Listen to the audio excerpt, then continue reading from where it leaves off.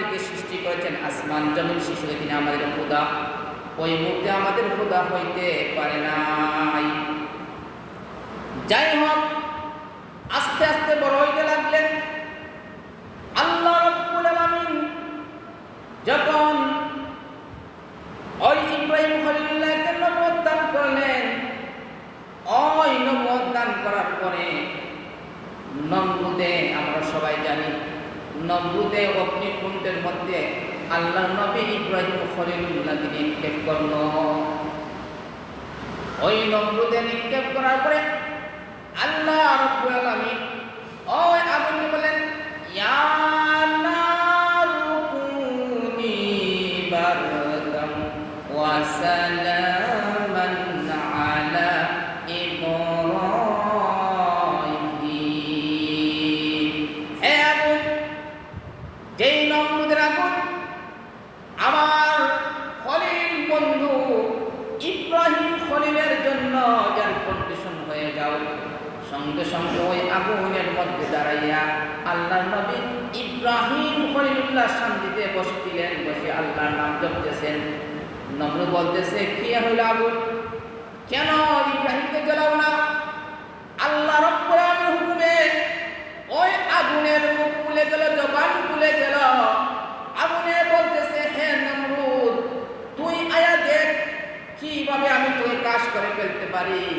কিন্তু ওই আল্লাহর ওয়াটার, যে আল্লাহ এক, যে আল্লাহর কোনো শরীক নাই, ওই নমরুদ, ওই আমার আল্লাহ আমাকে ওই ইব্রাহিম খলিলুল্লাহকে না জ্বালানোর কথা আল্লাহ বলেছেন, এই জন্য জ্বালাই নাই। যাই হোক, শেষ পর্যন্ত আল্লাহ রাব্বুল আলামিন ওই আল্লাহর নবী ইব্রাহিম খলিলুল্লাহ যেই শহরে জন্মগ্রহণ করেছেন সেই শহরের নাম বাবেল শহর। ওই বাবেল শহরের মধ্যে আল্লাহ রাব্বুল আলামিন আয়াত এক হারুত এবং মারুত দুইজন ভাই ওই বাবেল শহরে বাস করত। হারুত ও মারুত, বিবাবিল হারুত ও মারুত, ওই বাবেল শহরের ইব্রাহিম খলিলুল্লাহর জন্ম। ওই বাবেল শহর থেকে আল্লাহ আদেশ করলেন শাম দেশে যাওয়ার জন্য, সিরিয়া যাওয়ার জন্য। ওই আয়াতের মধ্যে আল্লাহ বলেন, ওয়াকালা ইন্নী যাহিবুন ইলা রাব্বি সায়াহদিন। আল্লাহ রাব্বুল আলামিন বলতেছেন, হে আমার নবী ইব্রাহিম খলিলুল্লাহ, ওই দেশের নমরুদের জ্বালায় আর আল্লাহর নবী দেখতে পারেন নাই। সত্য ধর্ম থেকে ইব্রাহিমের সমস্ত গোষ্ঠী মুখ ফিরে নিল। একমাত্র ইব্রাহিম এবং তার স্ত্রী সারা আর কেউ ইসলাম গ্রহণ করে নাই। ওই আল্লাহর নবী ইব্রাহিম খলিলুল্লাহ আল্লাহ বলেন, হে আমার নবী, তুমি এবং তোমার স্ত্রী এই দেশের মধ্যে আর থাকা যাবে না, ওই দেশ ত্যাগ করে শাম দেশে চলে যাও। ওই আল্লাহ বলেন, ওয়াকালা ইন্নী যাহিবুন ইলা রাব্বি সায়াহদিন। ওয়াকালা, আর আল্লাহ বলেন, ইন্নী নিশ্চয় আমি রাইবুন যাচ্ছি, ইলা রাব্বি আমার প্রভুর দিকে, সায়াহদিন যাতে করে আমার প্রভু আমাকে সব পথ দেখাইবেন, পথ প্রদর্শন করবেন। এই জন্য আমার আল্লাহ আমাকে আদেশ করেছেন, তাহলে আমি দেশ ত্যাগ করে অন্য দেশে চলে যাচ্ছি। ওই আল্লাহর নবী ইব্রাহিম খলিলুল্লাহ অন্য দেশে চলে গেলেন। এই ঘটনা উল্লেখ করে তাফসীরের মধ্যে উল্লেখ করেছেন, আল্লাহর নবী ইব্রাহিম খলিলুল্লাহ যখন বিবি সারাকে নিয়ে চলে গেলেন, এমন সময় আল্লাহর নবী ইব্রাহিম খলিলুল্লাহর বয়স ছিল 85 অথবা 86 বছর, কিন্তু সন্তান হয়নি। সন্তান বিবি সারার ঘরে কোনো সন্তান হয় না, কোনো ছেলে হয় না, কোনো ছেলে মেয়ে সন্তান হয় না, নিঃসন্তান। আর সারা ছিল অত্যন্ত সুন্দরী মহিলা, রূপসী মহিলা, সুশ্রী মহিলা। এই দেশের সিরিয়া অথবা শাম দেশের মধ্যে সব থেকে শ্রেষ্ঠ এবং সুন্দরী মহিলা বিবি সারা। ওই সারাকে নিয়ে যখন তিনি যাইতেছিলেন শাম দেশে সিরিয়ায়, এমন সময় সিরিয়ার পাশে লম্পট, ওই লম্পট বাদশা ছিল, ওই নারী লুবির বাদশা। ওই বাদশা বাদশাহ যখন খবর পাইল ইব্রাহিম নবী তার স্ত্রীকে নিয়ে আসতেছেন, এমন সময় তার বাহিনীকে করল এই রাস্তা দিয়ে যত নারী আসবে সব নারীকে আটকাইবে আর ওই নারীকে আমার সামনে নিয়ে আসবে। এমন সময় ওই ইব্রাহিম খলিলুল্লাহ কে ওই বাদশার কাছে নিয়ে আসলো। আসার পরে বাদশা বলল, হ্যাঁ ইব্রাহিম খলিল, বলো তোমার সঙ্গে কে? এমন সময় ওই ইব্রাহিম খলিল বললেন, তিনি আমার বোন। আসলে বোন নাই, ছাড়াত্ম বোন। বিবিকে বোন বলা যায়, বিবিকে স্ত্রীকে বোন বলা যায় না, যায় না, জায়গা আছে, কিন্তু ওই জন্য তিনি বোন বলেছেন যে যদি আমি বোন বলি তাহলে ওই লম্পট বাদশা আমার স্ত্রীর সাথে কোনো আর করবে না, ছেড়ে দিবে, এই জন্য বলছেন বোন। আর ওই সময় গিয়া বিবি সারাকে বললেন, সারা আমি বাদশাকে বলেছি তুমি আমার বোন, তুমি বলবে আমার ভাই। তাহলে এই বাদশার লম্পটের হাত থেকে আমরা রক্ষা পেয়ে যাব। এরপরে ওই সারার কাছে যাওয়ার পরে বাদশাহ বলল তার বাহিনীকে ওই সারাকে নিয়ে আসার জন্য। ওই সারাকে যখন বাদশার সামনে নিয়ে আসলো, এমন সময় বাদশাহ বিবি সারার প্রতি নজর দেওয়ার সঙ্গে সঙ্গে তার মনটা ওই নারীর দিকে নজরকে চলে গেল, তার লোক এসে গেল কর্মের জন্য। এমন সময় বিবি সারাকে বলতেছে, অনেক অনেক প্রলোভন দিয়েছে কিন্তু কোনো প্রলোভনে কাজে আসে না। ওই সারা দিনের অত্যন্ত একজন পরেজগারী দিনদার মহিলা এবং সম্ভ্রান্ত একজন ফ্যামিলির মহিলা। ওই মহিলা বলে, কিভাবে আমার এই দেহকে অন্যের কাছে বিক্রি করব, যেই দেহ আমার স্বামীর জন্য মহান আল্লাহ আমার জন্য বরাদ্দ করে রেখেছেন, কখনো সম্ভব হবে না। কখনো ওই বিবি সারাকে রাজি করতে পারে না। শেষ পর্যন্ত ওই লম্পট বাদশাহ বিবি সারা দিকে যখন হাত উত্তোলন করলো, হাত বাড়াইল, সঙ্গে সঙ্গে মহান আল্লাহ ওই বাদশার হাতকে এবং তার সমস্ত দেহকে অবশ করে দিলেন, প্যারালাইসিস করে দিলেন। তার সমস্ত হাত পাও আর লড়াইতে পারে না, যেমন হাত বাড়াইছে এইভাবে রয়েছে, হাত লাগাইতে পারে না, পাও লাগাইতে পারে না, সমস্ত শরীর তার অবশ হয়ে গেছে। এমন সময় বাদশা বলতেছে, সারা আমি তোমার কাছে মাফ চাই, আল্লাহর দরবারে প্রার্থনা করো যেন আমার আল্লাহ রাব্বুল আলামিন আমাকে আবার আমার যেইভাবে আমার রূপ ছিল সেইভাবে ফিরিয়ে দেন, আমার এই অবশ হাতটা যেন ভালো হয়ে যায়, আপনি আল্লাহর কাছে দোয়া করেন।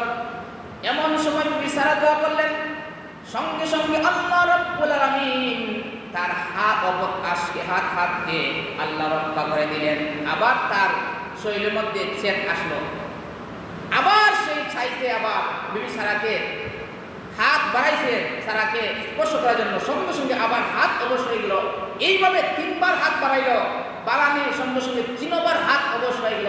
শেষ পর্যন্ত বুঝতে পারলো আমার মরণ ছাড়া আমার আর কোনো গতি নাই, তাহলে আমি আর ওই মহিলাকে স্পর্শ করার জন্য হাত বাড়াইব না। এমন সময় চাইল যে বিবি সারা আমি তোমার কাছে দূর হাত দিয়ে মাফ চাই, আর আপনার দিকে হাত বাড়াইব না, আপনি আমাকে ক্ষমা করো, তোমার আল্লাহ কাছে চাও, আল্লাহ আমার হাতকে ঠিক করে দেন, অবশ থেকে আমার হাতকে আল্লাহ সতেজ করে দেন।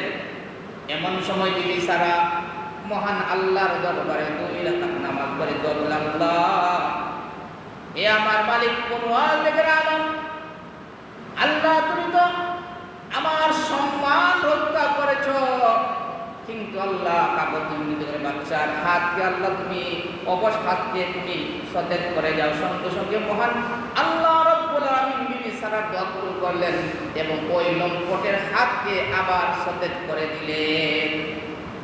এমন সময় ওই বাদশা বুঝতে পারলেন নেককার মহিলার দাম মহান আল্লাহ দরবারে অনেক। নেককার মহিলা দোয়া করতে রাজি, সঙ্গে সঙ্গে আল্লাহ দরবার দোয়াটা কবুল হয়ে যায়। এমনকি আল্লাহ রাব্বুল আলামিন নেককার মহিলার যেই দোয়া করুক না কেন সেই দোয়া আল্লাহ কবুল করে নেন। যাই হোক, শেষ পর্যন্ত ওই বাদশা বুঝতে পারলো যে এই সারার সঙ্গে আর কুকর্ম করা যাবে না, কেননা এই তো স্বয়ং নবীর স্ত্রী, আর নবীর স্ত্রীর সঙ্গে তো যে হাত বাড়াইবে সেই হাত আল্লাহ ধ্বংস করে দিবেন। শেষ পর্যন্ত ওই বিবি সারাকে একটা উপহার দিয়েছে ওই বাদশাহ, বলতেছে, হ্যাঁ বিবি সারা, তুমি তো আমার অবশ হাতকে মহান আল্লাহর দরবারে দোয়া করে আমার হাতের মধ্যে সতেজতা দান করেছ, এই জন্য তোমার সঙ্গে আমি একটা জিনিস দিলাম, সেটার নাম হলো বিবি হাজেরা। তোমার সঙ্গে আমি বিবি হাজেরা দিয়ে দিলাম একটা দাসী বিবি হাজেরা, ওই এটা তোমার উপহার দিয়ে দিলাম তোমার খেদমত করার জন্য, যাতে করে তোমার খেদমত করতে পারে, উপহার দিলেন। ওই বিবি হাজেরাকে নিয়া সারা দিলেন ইব্রাহিম খলিলুল্লাহর কাছে। যাওয়ার পরে ইব্রাহিম খলিলুল্লাহকে বললেন যে বাদশাহ আমাদেরকে একটা উপঢৌকন দান করেছেন এই হাজেরা। তখন ওই হাজেরা এবং বিবি সারাকে নিয়ে তিনি শাম দেশে চলে গেলেন। যাওয়ার পরে ওই দেখা যায় যে ইব্রাহিম খলিলুল্লাহ তো আল্লাহ সারাই বলতেছে যে আমাদের ঘরে তো কোনো সন্তান হয় না, তাহলে আপনি ওই বাদী সারাকে আপনি হাজেরাকে আপনি বিবাহ করে ফেলেন। ওই ইব্রাহিম খলিলুল্লাহ বিয়া করলেন। বিয়া করার পরে কোনো সন্তান তো হয় নাই। ওই আল্লাহ বলেন, আল্লাহ বলেন, রব্বি হাবলি মিনাস সালিহিন ফাবাশশারনাহু বিগুলামিন হালিম। ইব্রাহিম খলিলুল্লাহ বলতেছেন, হে আমার প্রভু, হে আমার রব, আমার বয়স ৮৬ বছর হয়ে গেল কিন্তু সন্তান হই না। হে আমার প্রভু আল্লাহ রব্বুল আলামিন, আমি একজন নবী, আমার নবী যদি বংশ না থাকে তাহলে আমার পরে তো আর নবী কিভাবে হবে? হে আমার রব, হে আল্লাহ, আমার ঘরে একজন সন্তান দাও, নেক সন্তান দান করো, কারণ আমি তো বৃদ্ধ হয়ে গেলাম। এই আমার দুইজন বিবি, ওই বিবির পরণ পোষণ কে করবে এবং নবুয়তের দায়িত্ব কে নিবে? যদি আমার সন্তান না হয় তাহলে আমি তো নির্বংশ হয়ে গেলাম। এমন সময় আল্লাহ নবী ইব্রাহিম খলিলুল্লাহ মহান আল্লাহ রব্বুল আলামিনের দরবারে দোয়া করলেন, রব্বি হাবলি মিনাস সালিহিন। রব্বি, হে আমার প্রভু, হাবলি আমাকে দান করো, মিনাস সালিহিন, নেককার সন্তান। এই জন্য এই আয়াত থেকে আমরা বুঝতে পারলাম আমরা যখন মহান আল্লাহ দরবারে দোয়া করবো তখন নেককার সন্তানের জন্য দোয়া করবো, সহনশীল সন্তানের জন্য দোয়া করবো। এই জন্য আমাদের শিক্ষা দিচ্ছেন নেককার সন্তান আপনি দোয়া চাইবেন। যদি আপনি নেককার সন্তানের দোয়া না করেন আর সন্তান জন্মগ্রহণ করে তাহলে এই সন্তান ভালো হবে না, কেননা দোয়ার মধ্যে আসর আছে, আর এই দোয়ার পরবর্তী আল্লাহ নেক সন্তান দান করে। এই জন্য নেককার সন্তান চাইবেন। ওই আল্লাহ রব্বুল আলামিন আল্লাহর নবী ইব্রাহিম খলিলুল্লাহকে সুসংবাদ দিলেন, হে আমার দোস্ত, আমার বন্ধু ইব্রাহিম খলিলুল্লাহ, তোমার বয়স বৃদ্ধ হয়েছে, তোমার স্ত্রী বৃদ্ধ হয়েছে, তুমি আমার দরবারে দোয়া করেছো সন্তানের জন্য। ফাবাশশারনাহু বিগুলামিন হালিম। ওই আল্লাহ রব্বুল আলামিন বলতেছেন ফাবাশশারনা, আল্লাহ রব্বুল আলামিন ইব্রাহিম খলিলুল্লাহকে সুসংবাদ দিলেন, ফাবাশশারনা সুসংবাদ দিলেন বিগুলামিন হালিম। গুলাম অর্থ ছোট ছোট বাচ্চাদের গুলাম, আর হালিম অর্থ সহনশীল, স্থির বুদ্ধি বৃদ্ধি অথবা সহনশীল, একটা আমরা বলি সহনশীল। ওই আল্লাহ বলেন ফাবাশশারনাহু বিগুলামিন হালিম। হে আমার নবী ইব্রাহিম খলিলুল্লাহ, তোমার জন্য সুসংবাদ, তোমার জন্য সুসংবাদ, আমি আল্লাহর কাছে একজন নেক সন্তান দোয়া চেয়েছো, অবশ্যই অতি শীঘ্রই আমি আল্লাহ রব্বুল আলামিন তোমার জন্য একজন সহনশীল সন্তানের সুসংবাদ দিব। অতি শীঘ্রই তোমার গর্ভে হাজার গর্ভের মধ্যে একজন সন্তান হবে এবং ওই সন্তানের নাম রাখবে ইসমাঈল। সুবহানাল্লাহ। ওই আল্লাহ বলে দিয়েছেন যে এই সন্তান যখন জন্ম করবে তার নাম রাখবে ইসমাঈল। ঠিক তেমনি হবে যখন আমাদের নবী মা আমিনার গর্ভের মধ্যে আসলেন, তখন আল্লাহ স্বপ্নের মধ্যে আমিনাকে বলে, আমিনা, তোমার গর্ভের মধ্যে যে সন্তান রয়েছে সেই সন্তান উম্মতের নেতা হবে এবং যেই সময় তোমার সন্তান জন্মগ্রহণ করবে সঙ্গে সঙ্গে তার নাম রাখবে মুহাম্মদ। সুবহানাল্লাহ। এই আল্লাহ নাম দিয়ে দিয়েছেন, এই আল্লাহ আমাদের নবীর নামও দিয়েছেন, ইসমাঈল আলাইহিস সালামের নামও আল্লাহ দিয়ে দিয়েছেন। এই জন্য ওই সন্তান জন্মগ্রহণ করার পরে নাম রাখলেন ইসমাঈল। এই জন্য বাইরে বন্ধুরা, এই ঘটনার উল্লেখ হইলে এই মাস তো জিলকদ মাস, জিলকদ মাসের মধ্যে পরে জিলহজ মাস, জিলহজ মাসের হইলে 10 তারিখ আমাদের ঈদ, কুরবানি ঈদ। এটাই হইল ইতিহাস, কুরবানির মূল ইতিহাস এটা। এই জন্য যে আজকে তো 23 তারিখ, জিলকদ মাস আজকে 23 তারিখ, আর বেশি নাই, 6-7 দিন আছে। এরপরে গেলে জিলহজ মাস, জিলকদ পরে জিলহজ মাস, জিলহজ মাসের 10 তারিখ ঈদ। ওই আল্লাহ রাব্বুল আলামিন ওই বিবি হাজরার করে যে সন্তান দিলেন, সন্তানের নাম রাখে ইসমাইল। এখন ইসমাইল আলাইহিস সালামকে নিয়ে আল্লাহ আবার ওই নবী ইব্রাহিম খলিলুল্লাহকে আবার আদেশ করলেন, হে ইব্রাহিম, আবার ওই সন্তান এবং বিবি হাজরাকে এমন মরুভূমির মধ্যে রেখো, যেই মরুভূমির মধ্যে কোনো গাছ নাই, কোনো পালা নাই, কোনো ঘর নাই, কোনো বাড়ি নাই, কোনো কিছু নাই। এমন মরুভূমির মধ্যে এই শিশু সন্তান, অনুমানিক 5-6 মাস সময় বাচ্চা, ওই শিশু বাচ্চাকে এবং বিবি হাজারাকে ওই মরুভূমির মধ্যে রেখে আল্লাহর আদেশে চলে গেলেন। বিবি হাজারাকে বললেন, চলো আমরা চলে যাই এক জায়গার মধ্যে। ওই জায়গার মধ্যে যাওয়ার পরে বিবিকে বলে, বিবি আমি চলে যাচ্ছি। বলে, কোথায়? আর বলেন না। এমন সময় বললেন, আল্লাহর হুকুম। বলে, হ্যাঁ আল্লাহর হুকুম। বলে, তাহলে চলে যাও। ওই সামান্য খেজুর এবং সামান্য পানি দিয়ে ওই ইসমাইল এবং ওই হাজেরাকে এমন মরু প্রান্তরের মধ্যে রেখে গেলেন, যেখানের মধ্যে জঙ্গল আর জঙ্গল। এক সময় দেখা যায় ওই খাদ্য শেষ হয়ে গিয়েছে, পানি শেষ হয়ে গিয়েছে, খেজুর ছিল খেজুরও শেষ হয়ে গিয়েছে। এমনকি যখন সন্ধ্যা বেলা হইতো, চতুর্দিক থেকে বাঘের আওয়াজ শোনা যাইত, বাঘের ডাক আরম্ভ হয়ে যাইত। ওই বিবি হাজার বলতে, আল্লাহ, আমার মনে হয় এত বছর পরে একজন সন্তান পাইলাম, কিন্তু আল্লাহ ওই সন্তানের পিতাকে আমার কাছ থেকে আপনি সরে নিয়ে গেলেন, এবং সন্তানের কি অবস্থা হবে, বাঘে খাইবে না কি হবে বলতে পারি না। চতুর্দিক দিকে বাঘের আওয়াজ শোনা যায়, রাত হইলে ঘুম নাই। এমনকি এক পর্যায়ে দেখা যায় পানি শেষ হয়ে গিয়েছে, খেজুর শেষ হয়ে গেছে, সব শেষ হয়ে গিয়েছে, কিন্তু ওই সন্তান, শিশু সন্তানের কাঁদতে পারে না। ওই শিশু সন্তানের মুখ শুকিয়ে গিয়েছে, পানির জন্য ছটপট করতেছে। কোথায় পানি নাই, কোথায় পানি নাই, জঙ্গল আর জঙ্গল, মরুভূমি আর মরুভূমি। ওই মরুভূমির মধ্যে কোথায় মানুষ পাইবে, কোথায় এই মরুর মধ্যে পানি পাইবে? ওই জন্য বিবি হাজরা ওই সন্তানকে রেখে একবার সাফা পাহাড়ের মধ্যে দৌড় দেন পানির জন্য, আবার মারওয়া পাহাড়ের মধ্যে দৌড় দেন। এইভাবে সাফা পাহাড়ের মধ্যে দৌড় দেন, আবার মারওয়া পাহাড়ের মধ্যে দৌড় দেন। ওই সন্তানকে রেখে আবার দৌড়িয়া দেখেন আমার সন্তান আছে না, শিয়ালে খেয়েছে না বাঘে খেয়েছে। ওই সন্তানের চিন্তা, একটা পানির চিন্তা আর একটা সন্তানের চিন্তা। ওই সন্তান পানি করিয়া ছটফট করতেছে, ওই সন্তান কি মরে যায়, এই জন্য চিন্তায় তিনি পানি আনতে গেলেন। আবার পানির জন্য দৌড়িয়া যায়, আবার সন্তানের দিকে তাকাই। এইভাবে সাফা এবং মারওয়া পাহাড়ের মধ্যে 7টা চক্কর দিয়েছেন, 7টা দৌড় দিয়েছেন। ওই আল্লাহ বলেন, হে আমার দুষ্টের বিবি হাজেরা, জেনে রাখো তোমার এই দৌড় আমি আল্লাহ রাব্বুল আলামিন কবুল করে দিয়েছি। এমনকি যত দুনিয়ার মানুষ ওই হাজেরা হজে আসবে, প্রত্যেক মানুষের জন্য আমি তোমার এই সাইডে এই দৌড়কে আমি কবুল করে নিলাম। যেই সমস্ত বান্দাবান্দি সেখানে আসবে, আসিয়া ওই 7টা চক্কর না দিলে তার হজ আল্লাহ কবুল করবেন না।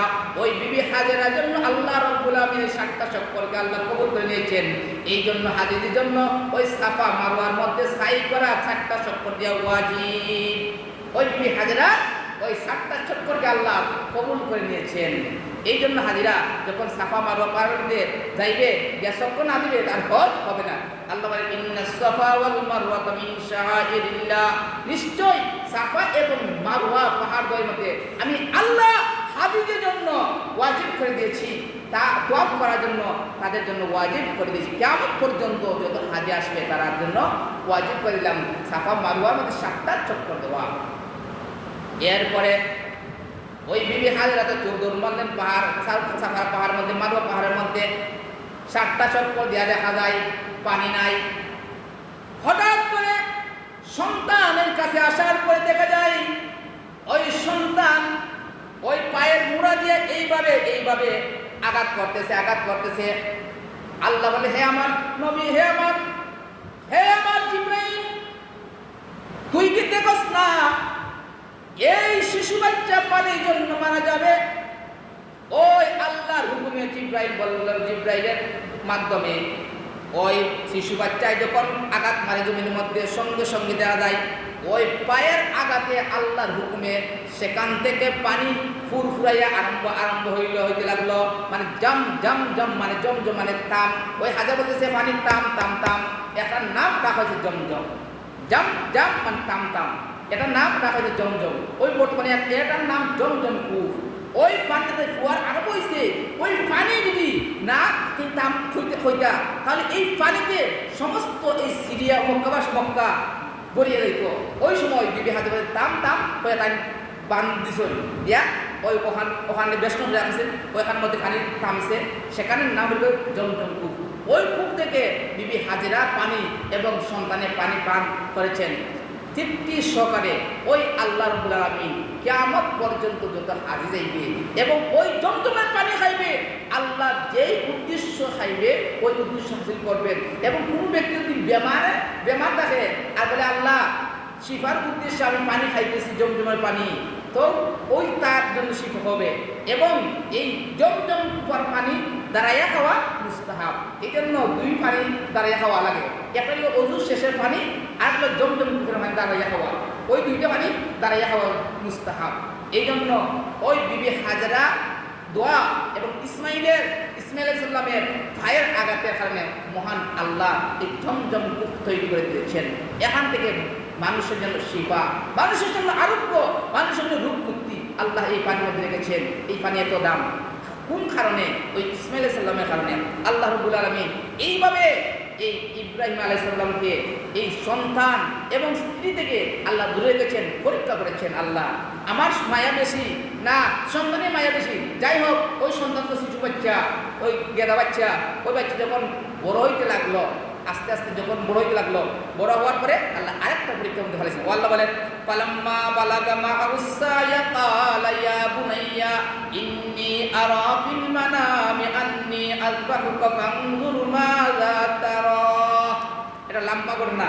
এই ঘটনা হইল ফালাম্মা বালাগা মা'উস-সা'য়া, ফালাম্মা যখন বালাগা পৌঁছলো, মা'আহু সাথে, সা'য়া দৌড়তে পারে, বাপের সঙ্গে দৌড়া যখন বয়স হইল, সন্তান যখন একটু বড় হয় তখন বাবার সাথে 2 বাপে যায় গরু লইয়া, সন্তান ঘরে দৌড়ে গরুর সাথে 2 বাপে যায় খুশকুনি, সন্তানও যায় বাপের সঙ্গে দৌড়ে যায় খুশকুনি, মানে একটা সুন্দর লাগে। সন্তানও যায়, বাপও যায়। ও কালা ইয়া বুনাইয়া ইন্নী আরা ফিল মানামি আন্নী আযবাহুকা ফানজুর মাযা তারা। এই আয়াতের তাফসীরে উল্লেখ করেছেন যখন সন্তানের বয়স দৌড়ার মতো বয়স হয়েছে, তাফসীর ইবনে মাযহারের মধ্যে উল্লেখ করেছেন সন্তানের বয়স যখন 13 বছর হয়েছে, ইসমাইল আলাইহিস সালামের বয়স যখন 13 বছর হয়েছে, তখন আল্লাহর নবী ইব্রাহিম খলিলুল্লাহ বলে, কালা ইয়া বুনাইয়া, হে আমার সন্তান, ইন্নী নিশ্চয় আমি আরা স্বপ্নে, আরা দেখেছি, ফিল মানামি মানামত স্বপন, নিশ্চয় আমি স্বপ্নে দেখেছি, আন্নী আযবাহুকা আপনাকে জবে করেছি, ফানজুর মাযা তারা তোমার মতামত কি, তোমার সিদ্ধান্ত কি? আমি স্বপ্নে দেখেছি তোমাকে জবে করেছি, তোমাকে কুরবানি দিয়েছি, এখন তোমার মতামত কি, তোমার সিদ্ধান্ত কি? যাই হোক, ওই তখন পর্যন্ত রইলাম। আল্লাহ রাব্বুল আলামিন যদি তৌফিক দান করে তাহলে পরের সাথে বলবো যে এই আয়াত থেকে আমরা অনেক জিনিস শিখতে পারলাম যে আমরা যখন মহান আল্লাহ কাছে সন্তান চাইব, তখন নেক্সট সন্তান চাইব, নেক্সট সন্তানের জন্য দোয়া করবো, নেক্সট সন্তান চাইব, তাহলে আল্লাহ আমাদেরকে নেক্সট সন্তান দান করবে। 2 নম্বর গরিব যিনি, যদি আমরা বিসর্জন দিতে চাই আল্লাহর জন্য, সব কিছু বিসর্জন দিতে রাজি। দেখুন আল্লাহর নবী ইব্রাহিম আলাইহিস সালামকে আল্লাহ কত পরীক্ষা করেছেন। 86 বছরের সময় আল্লাহ একটা সন্তান দান করলেন। এই সন্তানের মুখ দেখতে পারেন না, আবার আল্লাহ বললেন, আদেশ আল্লাহর দেশ ত্যাগ করো, দেশ থেকে চলে যাও, স্ত্রী বাচ্চাকে এই জঙ্গলের মধ্যে পাঠিয়ে দাও। আবার পালিয়ে গেলেন। যখন ওই সন্তান একটু বড় হইল, ওই বাপের সাথে খেলাধুলা করার বয়স হইল, আবার আল্লাহ বললেন ওই সন্তানকে জবে করো। কত একটা আল্লাহ একটা পরীক্ষা। এই পরীক্ষার মধ্যে প্রত্যেকটা পরীক্ষার মধ্যে আল্লাহ নবী ইব্রাহিম খলিলুল্লাহ ফাঁস করছেন। এই জন্য মিল্লাতা আবিকুম ইব্রাহিম ওয়া সাম্মাকুমুল মুসলিমিন। এই জন্য মিল্লাতা আবিকুম ইব্রাহিম আলাইহিস সালামের ধর্ম আল্লাহ তাদের সব থেকে শ্রেষ্ঠ ধর্ম, ওই ধর্মটা আমাদের ধর্ম। এই জন্য আল্লাহ আমাদেরকে এই শ্রেষ্ঠত্ব দান করেছেন ওই ইব্রাহিম খলিলুল্লাহ এবং আমাদের নবী বিশ্বনবী রাহমাতুল আলামিন ওই বংশের থেকে এসেছেন। এই জন্য আল্লাহ রাব্বুল আলামিন আমাদেরকে যেন ওই ইসলাম ধর্মের মধ্যে আমরা সাবিত কদম থাকতে পারি কিয়ামত পর্যন্ত, মৃত্যুর আগ পর্যন্ত। আল্লাহ যেন আমাদের সবাইকে তৌফিক দান করেন। বলেন আমিন। ওয়া আখিরু দাওয়ানা আলহামদুলিল্লাহি রাব্বিল আলামিন। সাল্লাল্লাহু আলা সাইয়্যিদিনা ওয়া মাওলানা মুহাম্মদ ওয়া আলা আলিহি ওয়া আসহাবিহি ওয়া সাল্লাম। আস্তাগফিরুল্লাহ ইন্নাহু